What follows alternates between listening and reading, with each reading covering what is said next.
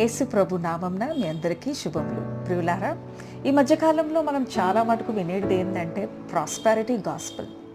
మరి సమృద్ధి మీకు ఏ విధంగా వస్తుందంటే, మీరు ఖాళీ కబడ్లు తెచ్చిపెట్టుకోండి, ఖాళీ సూట్ కేసులు తెచ్చుకోండి, దాని వాటి మీద ప్రేయర్ చేయండి, మీకు దేవుడు సమృద్ధి ఇస్తాడు అని చెప్పేసి చాలా మటుకు మనం ఇటువంటి వాక్యాలు వింటున్నాం, ఇటువంటి ప్రీచింగ్స్ మనం వింటున్నాం.